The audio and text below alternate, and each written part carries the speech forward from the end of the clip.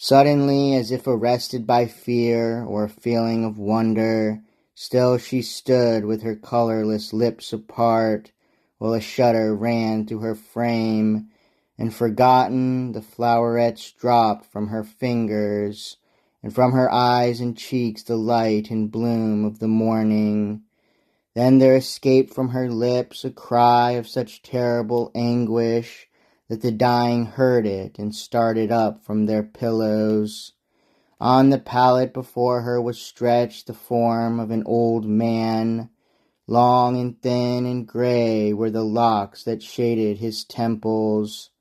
But as he lay in the morning light, his face for a moment seemed to assume once more the forms of its earlier manhood.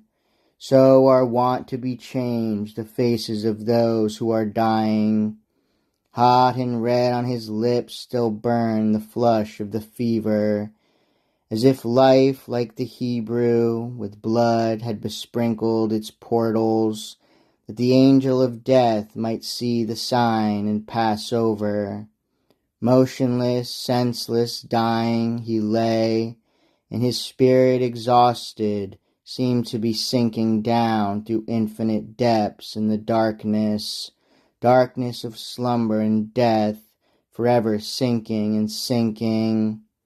Then through those realms of shade and multiplied reverberations heard he that cry of pain, and through the hush that succeeded whispered a gentle voice in accents tender and saint-like, "Gabriel, O my beloved," and died away into silence.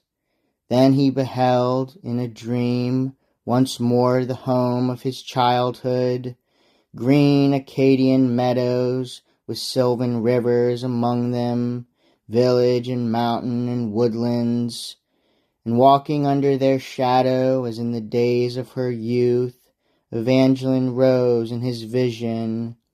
Tears came into his eyes, and as slowly he lifted his eyelids, vanished the vision away, but Evangeline knelt by his bedside. Vainly he strove to whisper her name, for the accents unuttered died on his lips, and their motion revealed what his tongue would have spoken. Vainly he strove to rise, and Evangeline, kneeling beside him, kissed his dying lips and laid his head on her bosom. Sweet was the light of his eyes, but it suddenly sank into darkness, as when a lamp is blown out by a gust of wind at a casement. All was ended now, the hope and the fear and the sorrow, all the aching of heart, the restless, unsatisfied longing, all the dull, deep pain and constant anguish of patience.